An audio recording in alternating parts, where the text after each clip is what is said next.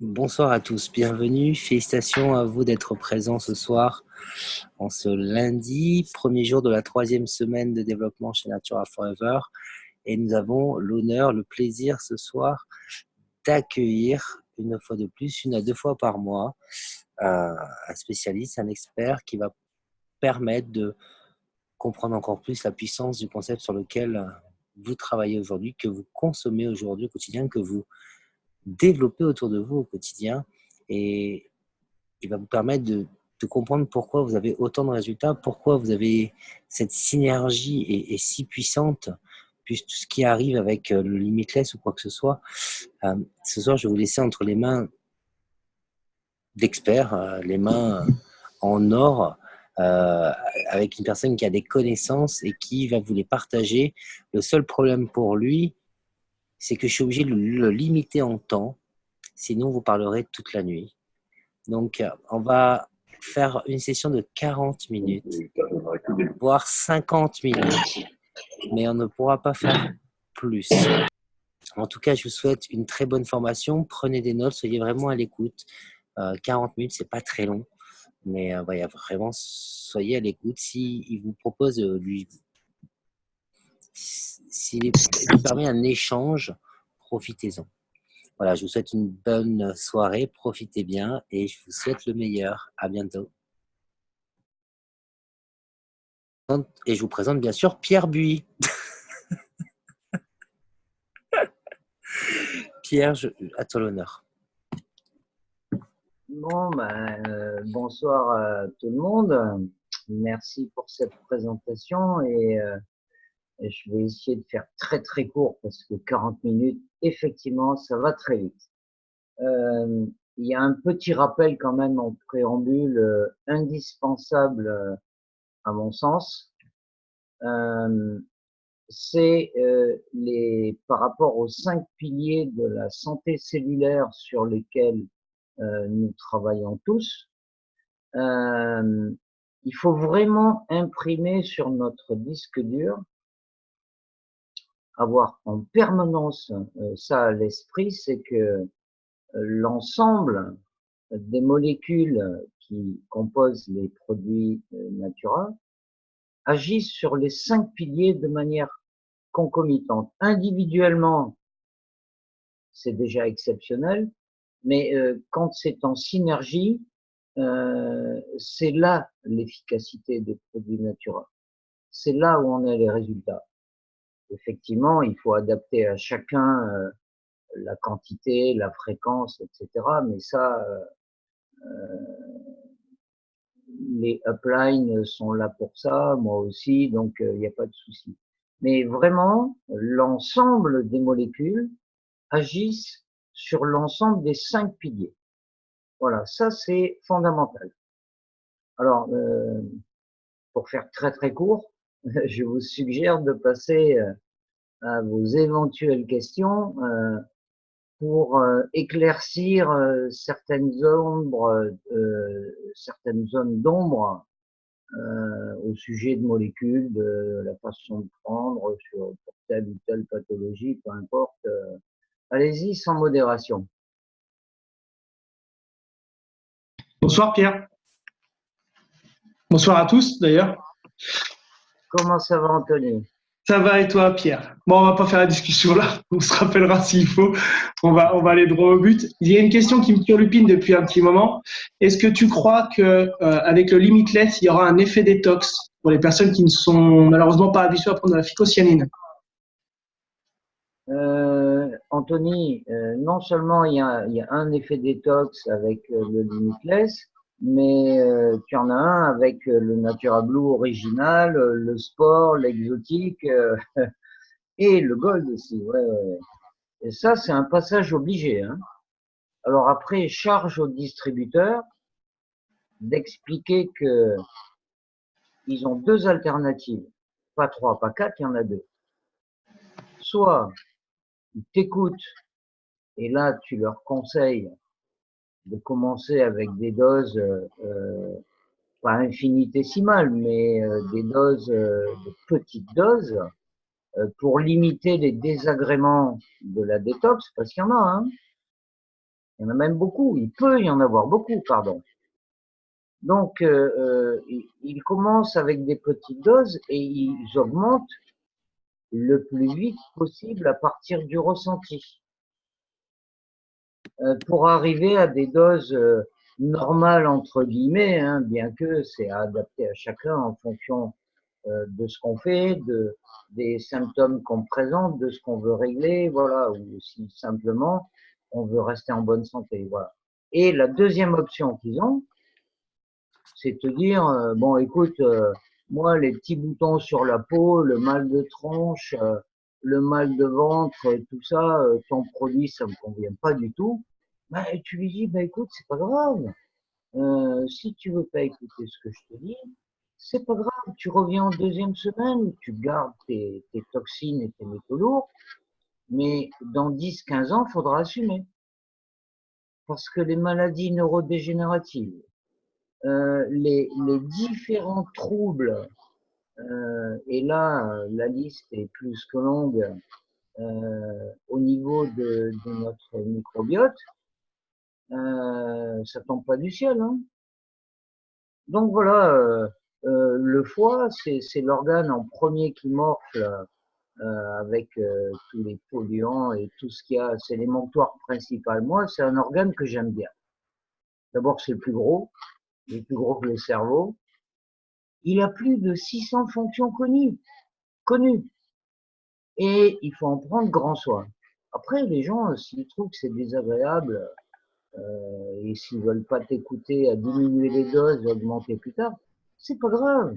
Mais il faudra qu'ils assument. Et ça, c'est à toi de leur expliquer. Les métaux lourds qu'on stocke, par exemple, au niveau, pas par exemple, hein, c'est les métaux lourds sont stockés dans le gras. C'est le syndrome de l'ours blanc. Hein. Et là où on a le plus d'acides gras, c'est dans le cerveau. Et donc, cadmium, aluminium, mercure, plomb et tout ça, ça va où? Ben, ça passe la barrière hémato-encéphalique et ça se stocke dans les acides gras.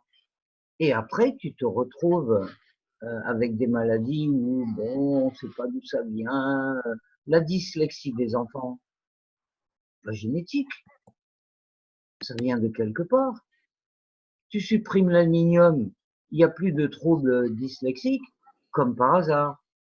Les maladies neurodégénératives avec l'aluminium entre autres, mais le mercure, le plomb et tout ça, bon, je vais pas te faire un dessin, il y a longtemps que c'est plus qu'admis et démontré. Donc la période de détox, il faut la faire, c'est indispensable. Et, si c'est hyper désagréable, ça veut dire qu'on a beaucoup de toxines. Et donc ça veut dire en amont remettre en cause le régime alimentaire. Bon, le régime, j'aime pas trop ce mot. La façon de s'alimenter, on va dire, l'activité physique plus ou moins intensive. Bref, j'enfonce des portes ouvertes, hein, mais si tu veux pas avoir de toxines, il faut les éviter. C'est con, hein, mais c'est comme ça. Donc, consommer des produits, si possible, comme on dit à La Réunion, les produits Lacour, c'est-à-dire que tu as fait toi-même dans ton jardin, où tu sais c'est quoi l'humus qui alimente la terre, et que tu n'as pas mis ni glyphosate, ni la dernière molécule qui fait scandale, SDHI, qui pose un problème au niveau des mitochondries. Si autour de toi tu élimines ces sources de polluants graves, pardon, gravissimes, et en particulier pour les femmes enceintes, où elles, bon, il vaut mieux qu'elles s'éloignent, mais de très très loin, de tout ce qui est perturbateur endocrinien. En premier, le bisphénol A, que tu retrouves dans les plastiques durs des bouteilles. Alors, une bouteille qui est restée au soleil pendant un certain temps, pas bon du tout. Si la femme enceinte, elle boit ça, c'est pas très très bon et pour elle, mais surtout pour le mouflé ou les mouflés s'il y a des jumeaux. Voilà, donc s'éloigner des sources de pollution et accepter une détox euh, et la passer de manière la plus soft possible. Et là, c'est uniquement tes conseils d'utilisation et les gens se font leur propre expérience. C'est obligé, on est tous différents, on réagit différemment, on a tous un background différent et des habitudes de consommation différentes. Donc bon, voilà. Mais détox, si toxine il y a, hein, parce que tu as des gens qui sont exempts de toute toxine, hein, extérieure au moins, parce que nous en produisons à l'intérieur. Et celle-là, il faut faire très attention aussi. Il y en a deux principales, je les rappelle, hein, sont les radicaux libres produits au niveau des mitochondries pour la glycolyse du glucose avec l'oxygène. Hein, c'est un dérivé délétère de l'oxygène, le radical libre. Il lui manque un électron, pour schématiser, hein, et il va en voler partout autour de lui, il va s'attaquer au noyau de la cellule avec l'ADN, à la membrane et au noyau. Donc, une cellule, pardon, excusez-moi, une cellule dont l'ADN a été tronqué, si elle se divise, 15 ans après, c'est une tumeur.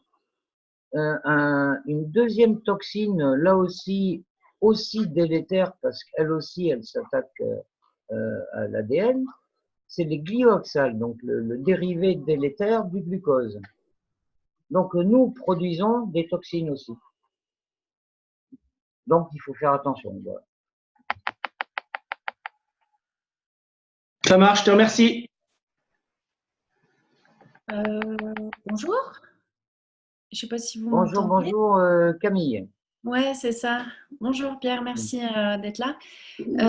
Du coup, bon, moi j'arrive tout juste là chez Natura et donc j'ai entendu parler de la réparation et de la régénération de nos cellules. Et notamment, alors, je vais peut-être me tromper, mais au niveau de ce qui se trouve à la pointe des chromosomes, ça porte un nom, mais je ne me rappelle pas, les petits U. Non, disons que c'est un genre de petit capuchon, c'est les télomères. Voilà, c'est ça. Alors, est-ce que tu pourrais nous parler un peu plus du phénomène physiologique, physique de cette régénération, réparation? Oui, alors la réparation, elle se passe à plein de niveaux. Au-delà des télomères, il y a une réparation. Je vais commencer par elle en premier parce que il me semble que c'est fondamental. Nous avons tous un mécanisme endogène. Toi, Camille, moi, Thomas, Anthony, tout le monde, on a ça. En fait, ce sont un groupe d'enzymes qui s'appellent les endonucléases.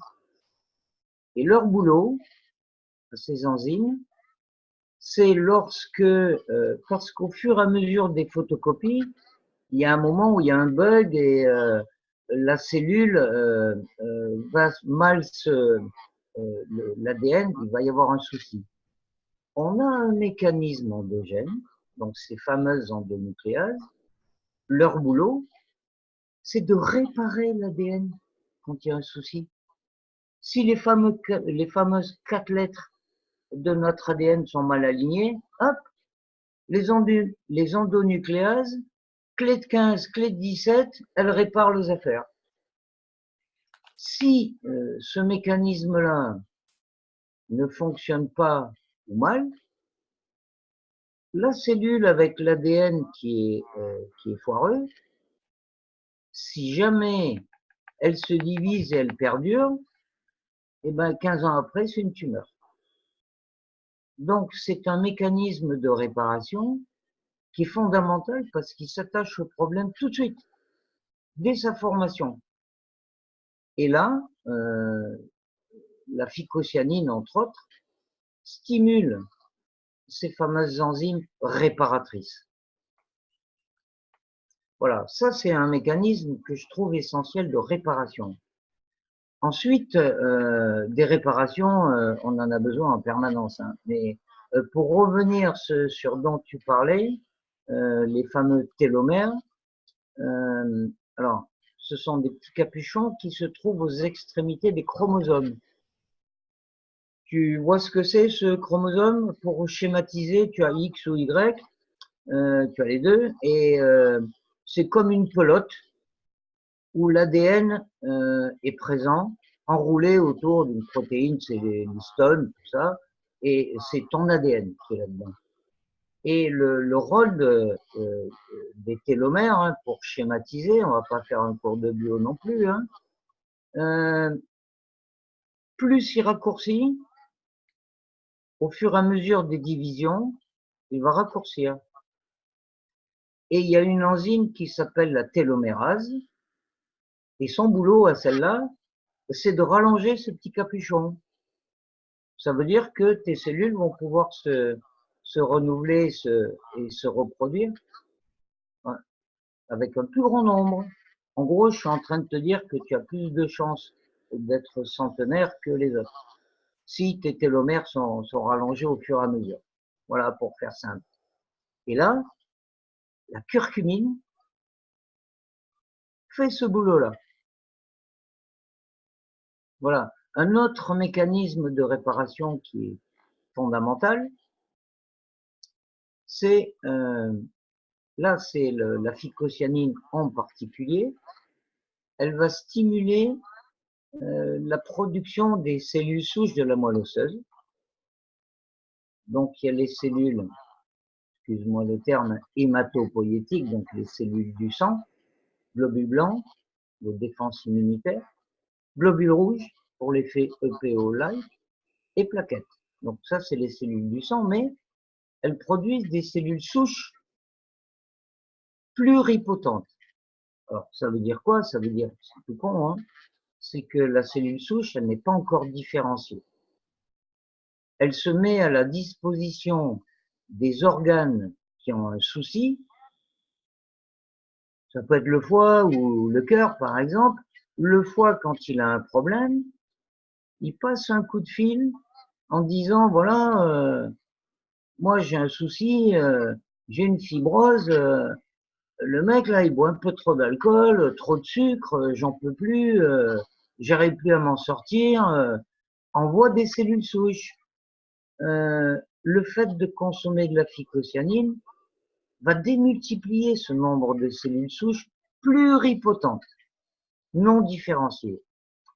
Et donc, ton foie, il envoie le coup de téléphone, en fait, c'est des cytokines, des molécules chimiques, interleukines, tout ça. C'est comme le 15, hein. Et les cellules souches, elles arrivent, et là, elles se différencient. Alors, pour le foie, en cellules hépatiques, pour le cœur, en cellules du myocarde. Enfin bref, voilà, c'est un système de réparation qui est exceptionnel. Et c'est dans ce sens où on dit que, c'est pas qu'on dit, il a été démontré, c'est documenté tout ça, hein, la phycocyanine, elle est hépato, donc foie, et néphro-rein, deux émonctoires importants, hépato et néphro-protectrice, hépato et néphro-réparatrice. Voilà, protectrice, alors c'est important de le comprendre, c'est important de le comprendre. Pourquoi la phycocyanine protège le foie? Bon, c'est un antioxydant, tout ça, elle a un rôle. Le foie, lui, il gère les graisses, les sucres, l'alcool, tout ça. Dans le cas des graisses, si la personne est un habitué des McDo et de ce type d'alimentation, son foie reçoit des graisses saturées, hydrogénées, il ne sait pas quoi en faire. Et à l'intérieur du foie, déjà, ça commence à oxyder. Et un acide gras oxydé, dès qu'il se retrouve dans le circuit sanguin, ça porte un nom, un dépôt d'athérome. Et plus il augmente, ça va faire un bouchon, Et là, accident cardiaque, AVC, selon où ça se trouve, voilà.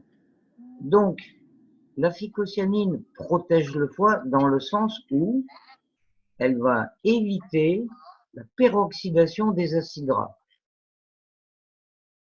Donc, elle fait un travail en amont à l'intérieur du foie. Et le foie est alimenté en sang par ce qu'on appelle des sinusoïdes. Ce sont des microcapillaires, des sinusoïdes où le diamètre est très très fin. Hein. À l'œil nu, c'est pas possible. Hein. Au microscope, déjà, c'est pas évident. Et le moindre dépôt de graisse là-dedans, le foie, il va être très mal alimenté en sang. Donc, il va moins bien fonctionner et il va moins bien remplir ces fameux 600 rôles.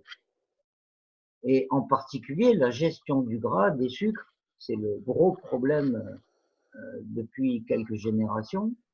Et il y a un syndrome qui s'appelle le syndrome NASH, qui est en train d'exploser. Le syndrome NASH, en fait, c'est ce qu'on appelle le foie gras, ou la stéatose du foie. Voilà. Donc c'est un foie gras, comme les canards. Voilà. Pourquoi? Parce que le foie, il stocke, mais il y a un moment où il peut plus faire grand-chose. Voilà, donc c'est en ce sens où la phycocyanine va protéger le foie, entre autres. Hein. Bonsoir Pierre, j'aurais une question à te poser. Ah, tu n'avais pas fini, excuse-moi Camille. Et je voulais juste remercier Pierre parce que c'est vraiment passionnant et merci pour tout ton savoir. Et je ne sais pas si tu as des sources, des documents sources que tu peux nous partager, justement les études, les écrits en lien dans la discussion, ce serait super. Merci. Alors, Camille, c'est très simple. Si tu veux rentrer dans le détail du détail, mais c'est pas indispensable du tout, parce que phycocyanine et apoptose, donc contre les cellules cancéreuses, c'est super intéressant, mais bon, c'est quand même assez pointu. C'est pas le but. Par contre, ce que je te conseillerais, après tu fais ce que tu veux, hein, mais et à mon avis, ça va te permettre, et je le dis assez souvent ça d'ailleurs, il suffit de prendre un bouquin de bio, n'importe quel niveau. On regarde à la lettre C, comme cellule, et on regarde comment ça fonctionne une cellule. C'est simple. Et je rappelle que le fondement de Natura, c'est la santé cellulaire. Donc quand tu comprends comment fonctionne une cellule, Camille, tu as tout compris. Tu vas t'alimenter différemment, tu vas faire très attention aussi à ça, tu vas bouger ta fesse pour augmenter le nombre de mitochondries, donc les organiques qui font notre énergie, qui sont essentiels et qu'il faut bien soigner. C'est très simple, tu as une membrane, tu as un noyau, tu as des organiques. Quand tu comprends ça, tu vas voir, c'est super simple. Tu n'as pas besoin des études de l'INSERM. Tu peux, hein. Il y a un site, c'est PubMed, hein, c'est les publications médicales, il y en a beaucoup en anglais. C'est super intéressant. Mais tu risques de te faire quelques entorses de neurones, pas bon pour t'endormir le soir. Donc un simple bouquin de bio à la page cellules, tu vas voir, tout va s'éclaircir. Après, tu prends les molécules, tu prends le petit catalogue de Natura, tu prends molécule par molécule et tu fais le rapprochement avec ce que tu as regardé dans ton bouquin de bio à la cellule. Et là, tu vas avoir un éclaircissement fabuleux.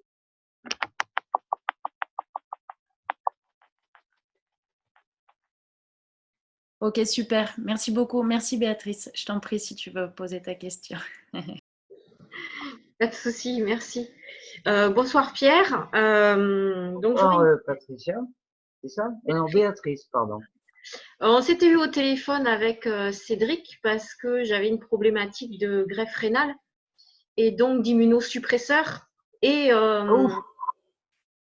Voilà, donc effectivement, ça revient aussi lors des présentations d'opportunités, puisqu'il y a beaucoup de gens qui ont des maladies auto-immunes et qui se disent on me baisse avec les médicaments le système immunitaire et la phycocyanine les augmente. Est-ce que c'est incompatible ou pas?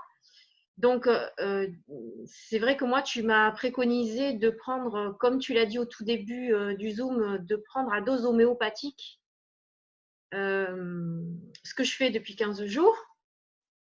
Donc, de répartir sur toute la journée 1 litre de préparation. Donc, le green, une cuillère à café de green, une cuillère à café de blue et une cuillère à café de gold pour l'inflammation. Très bien. Voilà, donc je le dis parce que ça peut aider peut-être d'autres personnes qui sont là et qui écoutent parce que c'est des questions qui reviennent sur les maladies auto-immunes.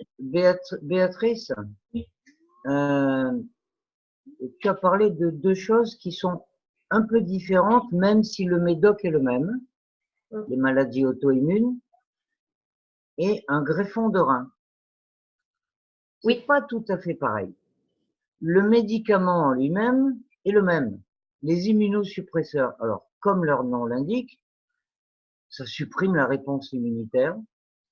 Pourquoi? Dans le cas des maladies auto-immunes, c'est que notre système immunitaire s'emballe et attaque nos propres cellules. Donc on le calme, mais ça résout rien du tout. Dans ton cas, avec le greffon, c'est pas tout à fait pareil. Ton système immunitaire, il voit un corps étranger et il a raison, parce qu'un greffon, c'est un corps étranger pour lui. Et là, il a raison. Et donc, les immunosuppresseurs vont permettre de conserver le greffon. Alors, les doses que je t'ai prescrites, c'est vraiment comme ça qu'il faut que tu y ailles. Et il faut vérifier en permanence le comportement de ton système immunitaire par rapport à ça. Mais c'est tout à fait différent d'une maladie auto-immune. Hein, et on n'est pas sur le même sujet là. Et je sais pas au niveau de la greffe, la compatibilité avec le donneur, comment ça a été fait. Dans tous les cas, dans le bouquin de Jean-Louis Vidalot, alors je crois que c'est celui qu'il a écrit sur la santé cellulaire, il donne l'exemple justement d'une personne greffée du rein, chez qui la phycocyanine, qui effectivement, elle va stimuler normalement le système immunitaire, n'a pas posé de problème au niveau du greffon, il n'y a pas de rejet et tout se passe bien. Voilà, mais greffon et maladie auto-immune, même si le médicament est le même, le problème est tout à fait différent. Dans le cas d'une maladie auto-immune, et la liste est très longue, hein, la liste, elle est plus que longue, et c'est une progression géométrique. Mais là aussi, c'est pas le hasard. Quand étiologie du problème de Crohn, oui, non, on sait pas, oui, peut-être un choc émotionnel, le ci, le mi, le là. Non. Notre biotope intestinal, c'est-à-dire les 2 kilos, 1,5 kg, 2 kilos de bactéries que nous avons dans l'intestin, notamment le côlon, notre santé physique et psychologique en dépend du bon équilibre. Dès qu'il y a une dysbiose, donc un déséquilibre, on a un problème. On a un problème. Et la plupart des maladies auto-immunes, le grand problème, c'est la perméabilité de l'intestin. C'est-à-dire que la paroi intestinale, normalement, il y a un mucus, hein, c'est la zonuline, ça s'appelle, hein, c'est un mucus en fait. C'est un peu le portier. C'est-à-dire que à partir de ce qu'il y a dans le côlon, il dit toi, l'acide aminé, la valine, allez, tu passes. Hop, il referme. Toi, telle vitamine, hop, allez, tu passes, il referme. Le problème, c'est que notamment le gluten, mais c'est avec l'ingestion de ce qu'on appelle des lectines, hein, c'est des molécules dont on représente le gluten, mais pas que ça. C'est un mécanisme de défense des céréales, des fruits, des légumes et tout ça. En fait, qui dit aux animaux et à leurs prédateurs, et nous aussi, attention, je suis pas mûr, je suis blindé de lectine, si jamais tu me manges, tu vas voir comment tu vas avoir mal au ventre, mon gars. Fais gaffe, attends que je sois mûr. Pareil pour les fruits à coque. Et si jamais on consomme ces lectines, ça fait des trous dans l'intestin. Et la zonuline, la portière, elle s'en sort plus. Elle est débordée. Il y a des gros trous au lieu d'une porte qui s'ouvre et qui se ferme. C'est open bar. Allez, on fait un grand trou et tout le monde passe. Des peptides, groupes d'acides aminés, des bactéries, tout le monde passe. Donc, dans le sang et la lymphe, le système immunitaire, il voit ça, lui, il devient fou. Il sait plus où donner la tête, il s'attaque à tout le monde. Côlon irritable, maladie cœliaque, maladie Crohn, spondylarthrite ankylosante, sclérose en plaques. Ça démarre là. L'immunosuppresseur, lui, il va mettre en sourdine le système immunitaire, beaucoup moins de douleur, tout va bien quelque temps. Mais le mois suivant, quand il faut refaire la picouse, les effets secondaires, il y en a. Et un système immunitaire qui plonge, ben, le premier pathogène, il est pour toi. Voilà, c'est comme ça. Donc, ton système immunitaire dépend de ton biotope, tout dépend de lui. D'ailleurs, on l'appelle le deuxième cerveau. Pourquoi? Il y a dans cette fameuse, à la surface de la muqueuse des intestins, il y a entre 200 et 500 millions de neurones qui sont dits efficients. Et leur boulot, tu sais quoi? Ils sont en permanence au téléphone avec les neurones du haut. D'accord. Tu peux pas les joindre au téléphone, c'est pas possible, la ligne est occupée, en permanence ça communique. Tout le temps, tout le temps, tout le temps. Les problèmes que tu as ici, qui démarrent là, tu les retrouves avec les neurones du haut plus tard. C'est comme ça. Et inversement,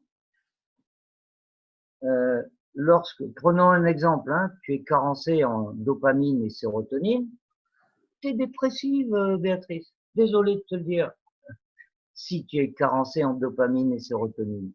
Mais ces fameux neurones dont je te parle du deuxième cerveau qui sont efficients, effectivement, je dirais ils sont efficaces aussi. Pourquoi? Parce que ils produisent entre 80 et 95% de ta sérotonine. C'est un neurotransmetteur qui est important, la sérotonine. Et mieux que ça, ils produisent aussi la moitié de ta dopamine. Les neurones du haut en font une moitié et eux, ils font le reste. Mais si jamais ton équilibre de ce biotope est mauvais, que tu t'es gavé de lectine depuis que tu es toute petite, à mon avis, tu as des soucis au niveau intestinal et tu auras des soucis psychologiques. Ça marche ensemble. Voilà. Donc, prendre grand soin de son biotope, de ces 200 millions, 200 à 500 millions de neurones qui forment notre deuxième cerveau.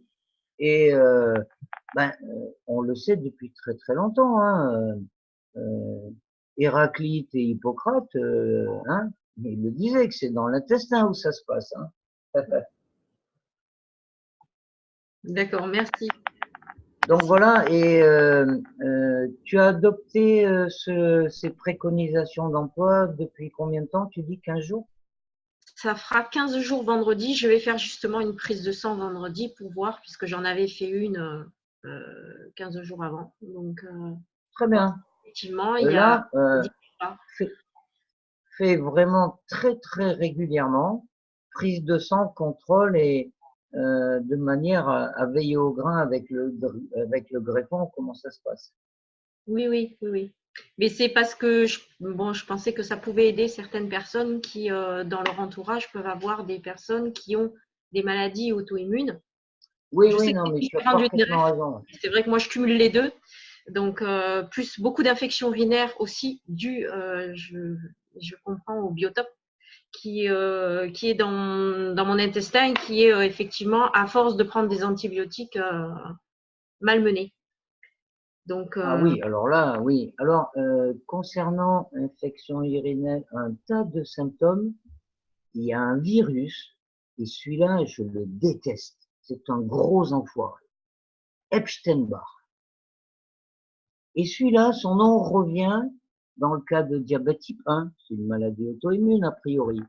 Dans le cas de la thyroïdite d'Hashimoto, qui est classée aussi une maladie auto-immune, mais dans 95%, c'est cet enfoiré d'Epstein-Barr. Dans certains problèmes urinaires aussi, on le retrouve celui-là, on le retrouve de partout. Et alors, pour rappel, la spiruline en général et la FICO en particulier, elle est redoutable contre tout ce qui est virus. d'accord.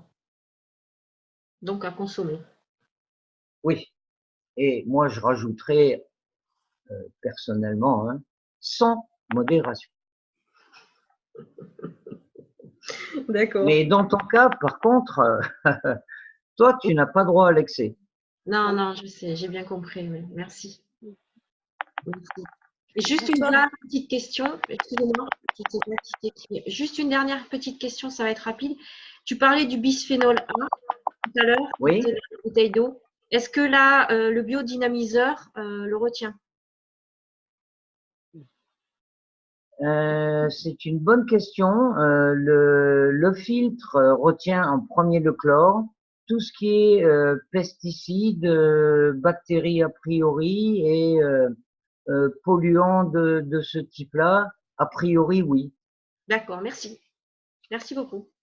Donc, on peut utiliser des bouteilles d'eau qui sont restées longtemps au soleil et les filtrer si vraiment on a une Ouais, eau mais mauvaise. alors franchement, Béatrice, si tu as des bouteilles d'eau en bouteille qui sont restées longtemps au soleil,